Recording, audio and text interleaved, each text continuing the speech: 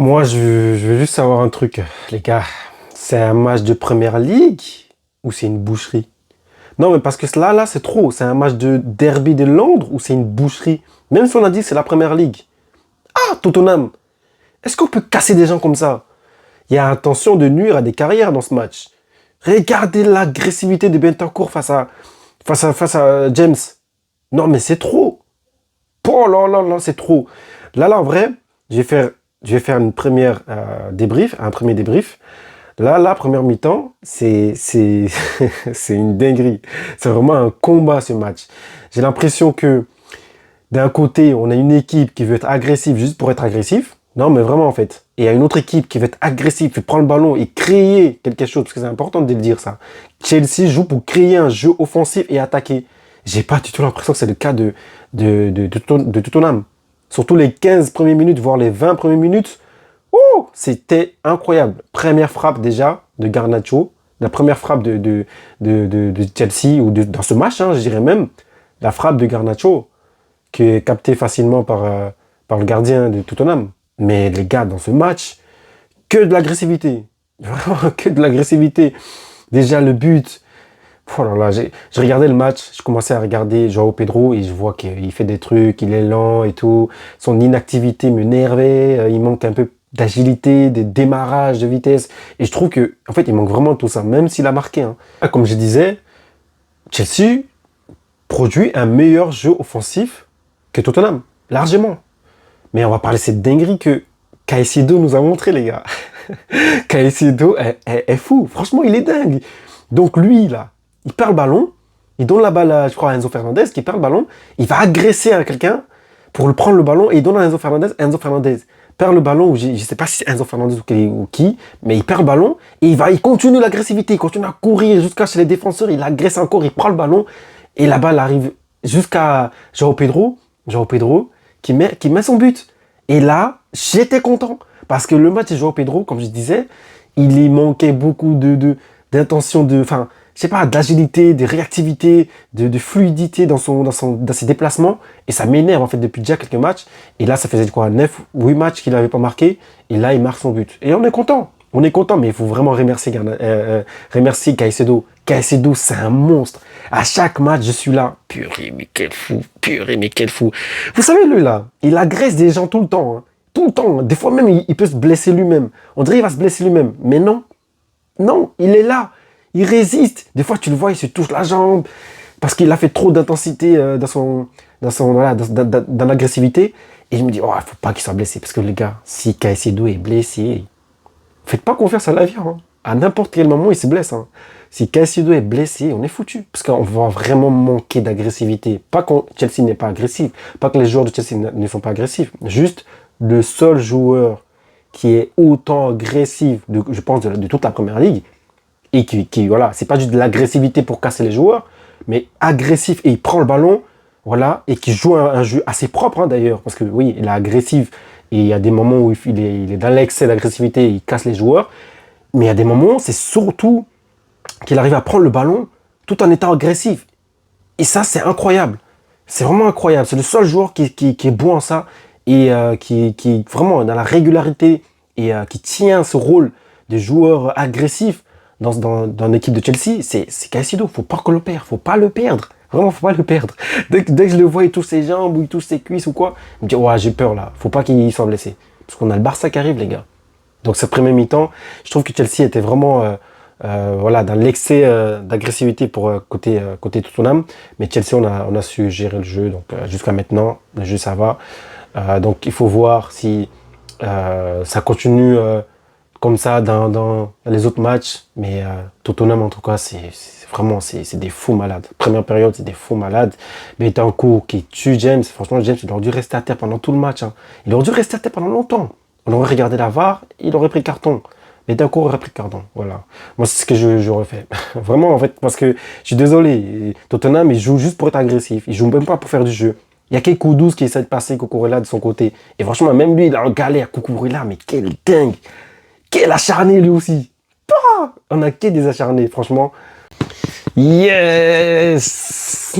Victoire, les gars. Chelsea a gagné donc le match. Donc voilà, le deuxième débrief. Donc comme j'ai dit, j'ai fait la première de la première mi-temps. Et là, c'est le deuxième. Incroyable. Chelsea a gagné, Chelsea ne s'est pas fait remonter. C'est rare parce que Chelsea est une équipe qui est mieux en réaction et pas quand c'est elle qui marque. Et là, les gars, on a vu face à Sunderland, on s'est fait remonter alors que c'était Chelsea qui avait marqué le premier but. Et là, on a marqué le premier but, on a tenu le score. Mais là, ça change parce que c'est Tottenham, les gars. C'est Tottenham en face. On est obligé de gagner. Je vous dis, on est obligé de gagner. Voilà, comme je l'ai annoncé dans un live, Chelsea, quand ils sont obligés de gagner, ils gagnent. C'est réel, c'est vraiment réel en fait. J'ai l'impression qu'ils jouent avec nous quand ils sont bien.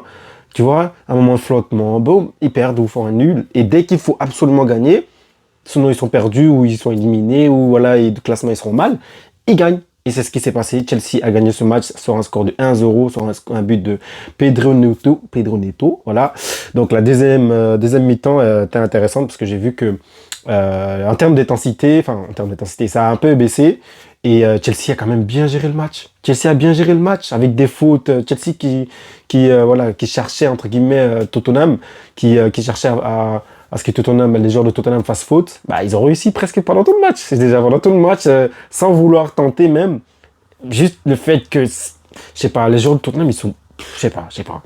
Eux, en fait, ils jouent que pour faire des fautes. Voilà, je sais pas. Quel que soit l'entraîneur qu'ils ont sur leur banc, même si ça Franck, que ce soit Pochettino, que ce soit tout le monde. Voilà, ça peut être n'importe qui. Cette équipe, ce sera une équipe qui sera agressive, surtout dans les derbys londoniens. Et c'est agressif pour pas faire de jeu. Comme je l'ai dit, c'est juste agressif pour être agressif, pour montrer qu'il y a de l'impact, pour enflammer le truc, mais rien du tout. Les gars, cette deuxième mi-temps, j'ai trouvé intéressant du coup, parce que déjà on avait Gittens qui est rentré, Estevao qui est rentré.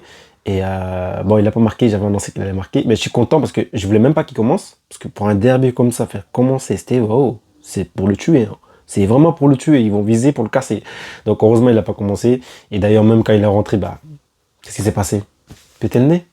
Il s'est pété le nez, voilà. Donc trop d'agressivité. Tu vois, là, on lui a montré que bienvenue après elle, mon gars.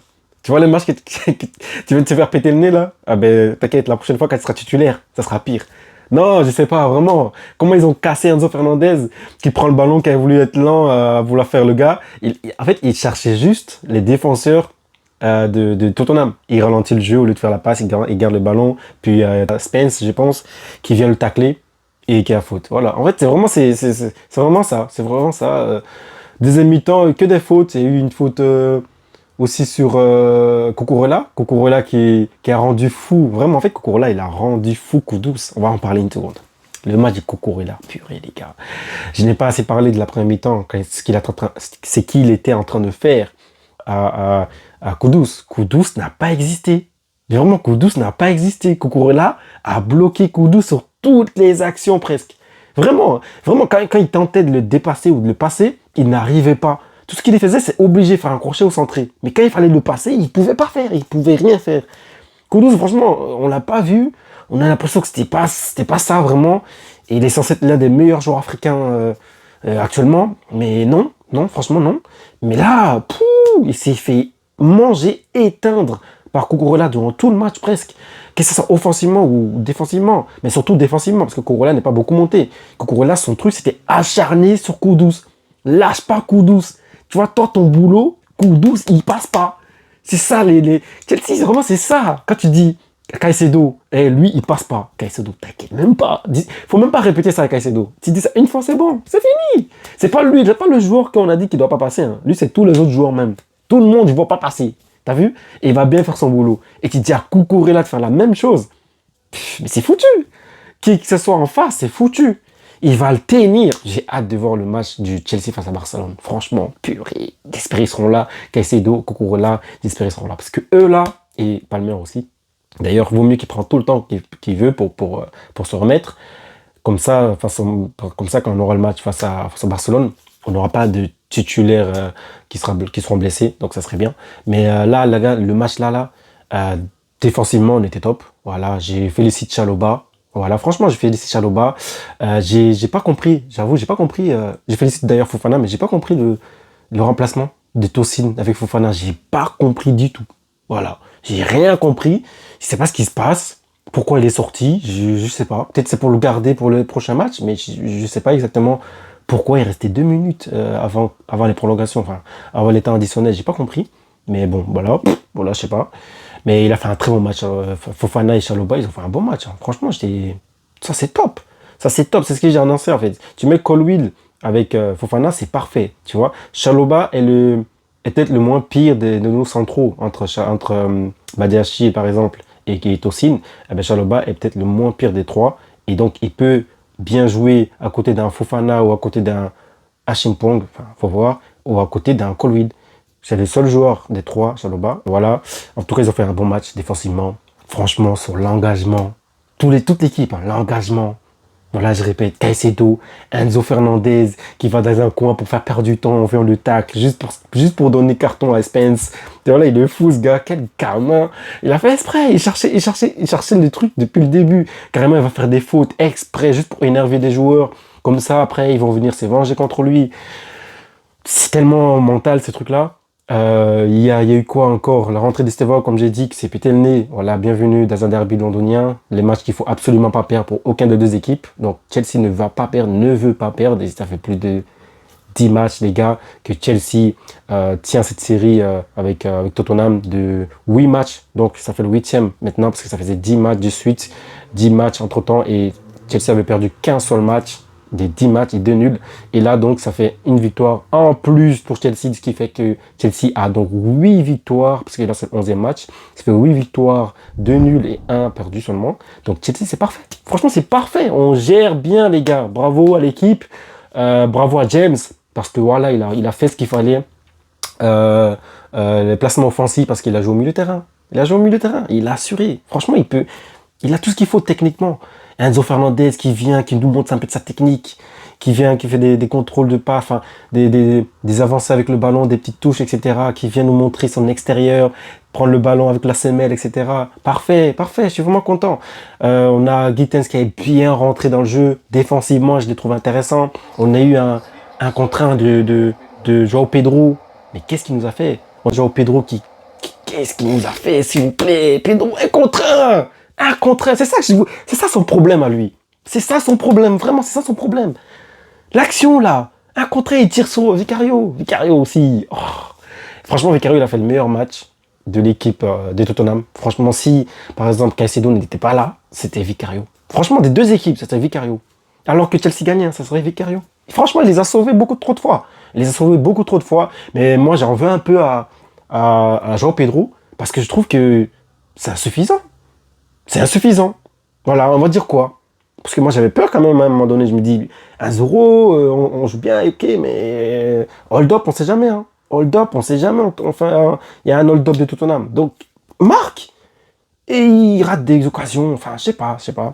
Donc, moi, je lui en veux un peu. Enfin, je veux qu'il marque. J'ai pas envie de l'en vouloir, mais je sais pas. Comme après une période, comme je disais, il était un peu inactif. Il n'était pas toujours... dans l'activité, il était lent au démarrage et j'ai l'impression qu'il manque d'agilité ou qu'il est juste lent, flemmard ou je sais pas, j'ai l'impression qu'il a une nonchalance bizarre. Mais voilà, en tout cas, le milieu de terrain, ça Enzo qui a fait un match monstrueux. Caicedo, on n'en parle même pas. Moi, je te dis, c'est Caicedo maintenant. Même James, oh là là là là. En fait, quand il faut un milieu intense, compact, fort physiquement, fort techniquement et qui sait garder le ballon, tu mets ces trois-là et c'est bon. Vraiment, tu mets ces trois-là et c'est bon. Et je pense que les gars, ça sera les mêmes joueurs, les mêmes trois au milieu qui seront peut-être dans le match face au Barça. Hein, parce qu'on a fait la même chose face à Paris. Donc je pense qu'il y a moyen, on fait la même chose face au Barça. Et moi, j'attends vraiment ce match. Hein, j'attends vraiment ce match. Donc les gars, je pense que j'ai tout dit. Les centraux, ils ont assuré Cucurella. Oh là là, il a tué Kudus. Il a tué Kudus. Il l'a éteint. Vraiment, il l'a éteint. Pedri Neto. Je l'avais dit, en fait, c'est le seul joueur qui peut faire ce qu'il a fait là. Pedri Neto, c'est le seul joueur qui peut taper des courses partout. Vraiment, ils ont fait un match, chacun dans leur registre, dans leur placement, dans leur tactique. Ils ont fait un truc, comme contre Paris en vrai. Chacun avait un rôle défini. Toi, t'as lui. Neto court pendant tout le truc. Il n'y a que lui pour faire ça et être agressif. Jusqu'à la fin, il a un crampe carrément. Frère, on a des joueurs, des devoirs en fait. Quand il faut absolument gagner, ils sont tous réveillés, illuminés. On va gagner les gars, il n'y a même pas à discuter. Contre toutes les équipes du monde, je vous le dis clairement, quand Chelsea doit obligatoirement gagner contre toutes les équipes du monde. Je pense que Chelsea peut gagner contre toutes les équipes du monde. Que ce soit le Real ou le Barça, même le Barça de l'année passée, il les aurait affrontés, il les aurait battus. Je vous assure. On a montré face à Paris, il n'y a pas d'excuse de joueur qui était absent, je sais pas quoi. Non, je vous assure, Chelsea est peut-être là tout de suite, la seule équipe qui peut venir taper une équipe, une grosse équipe a obligation de gagner. Alors qu'ils sont nuls, ils ont peut-être fait 10 défaites, mais comme là ils sont obligés de gagner, ils vont gagner. Je vous le dis, c'est la seule équipe comme ça. C'est fatigant. Nous, pour nous les fans, ça nous fatigue. Parce que nous, on veut monter au classement. Mais quand c'est un tournoi, il faut gagner, maintenir la constance. Non, en fait, non. Mais quand il faut absolument, là, tout de suite, gagner, ok. Vraiment, c'est une équipe de finale, en fait. Un match de finale. Dès qu'il faut un match de finale pour avancer, c'est un match de finale qu'ils vont vous faire. Voilà, donc je suis content de ça. On a gagné, les gars, et on va voir s'ils vont pouvoir continuer. Parce que vraiment, comme je vous dis, quand il faut absolument gagner, et quand il y a un gros match, ils le gagnent. Donc, c'est ce qu'ils ont fait. Le prochain match, là, je ne sais même pas contre qui, il y a grave moyen qu'ils perdent, hein, je vous le dis, je vous le dis maintenant. C'est ça qui nous énerve. Il fatigue nos cœurs. Qu'est-ce qui fatigue les cœurs des supporters comme ça? Tiens, arrêtez ça. Même les United, ils sont en train de faire des séries de victoires. On est là, on cale, on gagne, on cale. Ah, fatigue.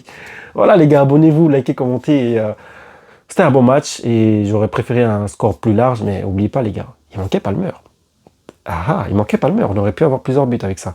Et João Pedro, il n'est pas incroyable. Il est bon, mais pas incroyable. Abonnez-vous, likez, commentez et ciao.